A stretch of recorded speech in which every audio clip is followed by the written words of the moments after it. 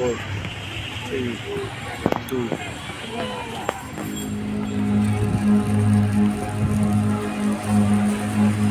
अनवी और समय की पुस्तक।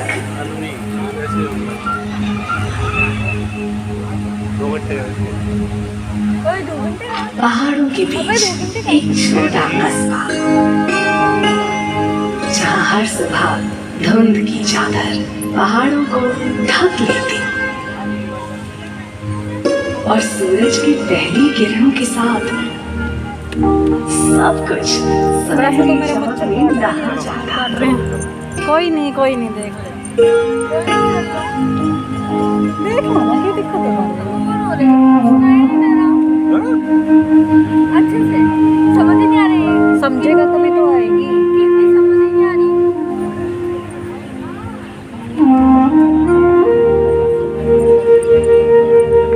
कस्बे के एक छोर पर एक छोटा सा घर।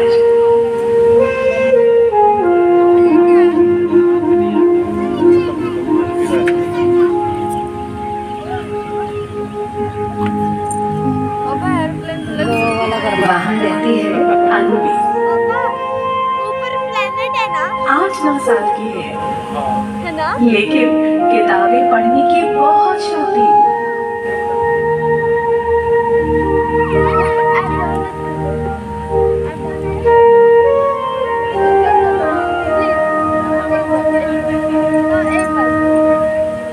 अपनी मम्मी की कहानियों वाली सारी किताबें पढ़ चुकी थी। मम्मी की किताबों की अलमारी और उसके बगल में कुर्सी उसकी सबसे पसंदीदा जगह थी और रोज 2 घंटे वहां बैठकर एक और नई किताब पढ़ना। ऐसे ही एक दिन सबसे नीचे की दराज में एक किताब मिली। सुनहरे अक्षरों में लिखा था, समय की पुस्तक। किताब के पहले पन्ने पर लिखा था,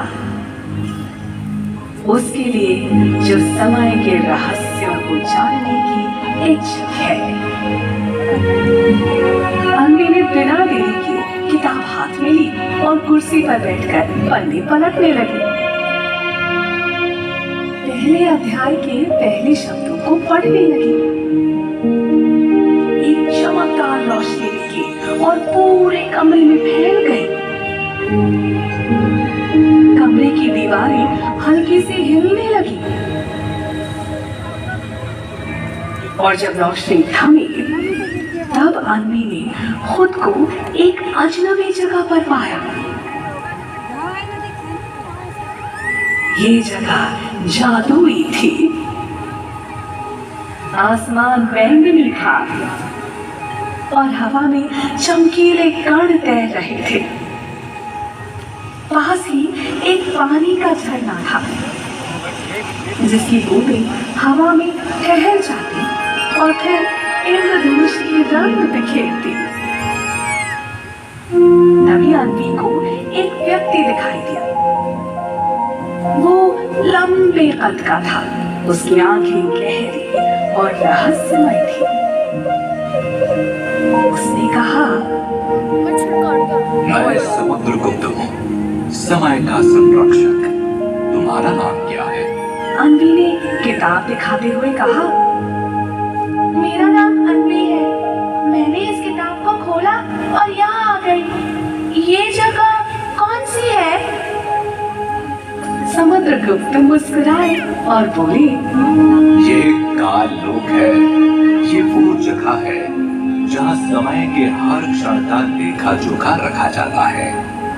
तुम बहुत भाग्यवान हो जो तुम यहाँ आई हो।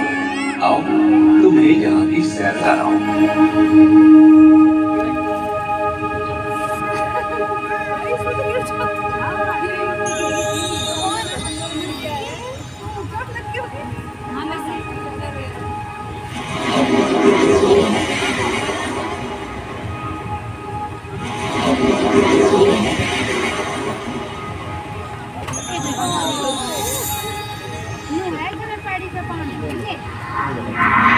समुद्रगुप्त अनवी अन्वी को एक शीश महल में ले गए। बच्चे गिर गए।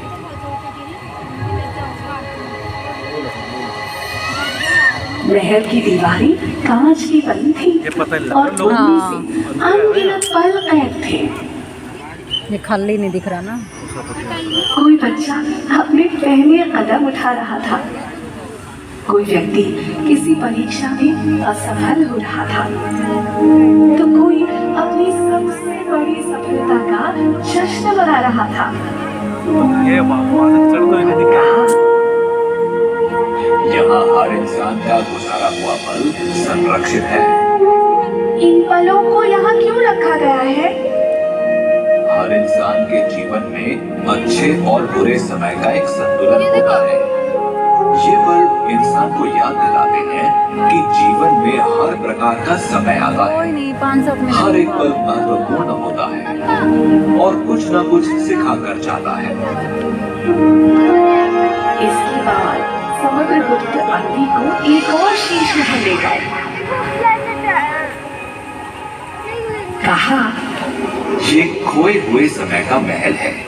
यहाँ वे पल हैं जो लोग अपने आलस्य या गलत फैसलों से खो देते हैं। आओ, इन पलों में से एक पल को खोजो और उसे दूसरी दिशा में मोड़ दो।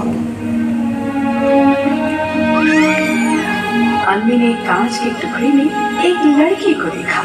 वो गाना गाना चाहती थी, लेकिन वो डरी हुई थी, पुरजोर कोशिश नहीं कर पाई थी। अन्वी ने कांच को छुआ और खुद को उस लड़की के सामने पाया। उसने लड़की से कहा, तुम्हारे पास ये समय दोबारा नहीं आएगा। अगर तुम अपने सपने के लिए कोशिश नहीं करोगी तो ये पल हमेशा के लिए खो दोगी। लड़की ने अन्वी की बात समझी और अपनी कोशिशें फिर से शुरू कर दी।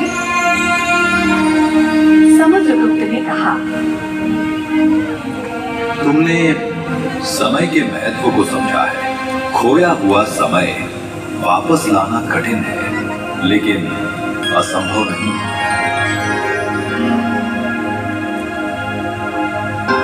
अब समुद्रगुप्त ने अन्वी को आखिरी शीश महल में ले जाकर कहा, ये भविष्य का महल है। यहाँ हर व्यक्ति का भविष्य लिखा हुआ है।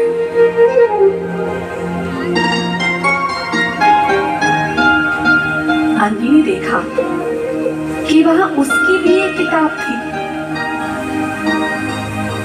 उसने उसे खोलने की कोशिश की, लेकिन किताब न खुली। समुद्रगुप्त ने मुस्कुराकर कहा, भविष्य को जानने की कोशिश मत करो। ये समय का सबसे बड़ा नियम है। अन्वी ने किताब फिर से रख दी और कहा, आप सही कहते हैं। समय से पहले समय को जानने से अच्छा है कि मैं हर पल को पूरी तरह जीऊं। समुद्रगुप्त ने प्रसन्न होकर कहा, तुमने समय के सबसे बड़े नियम को समझ लिया है। फिर लेकिन उससे बड़ी बात याद पागल है क्या? रखना कि समय को बर्बाद मत करना।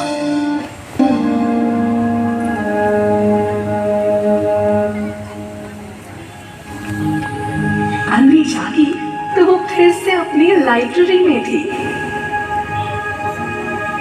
उसकी ये यात्रा केवल एक रहस्यमय सफर नहीं थी,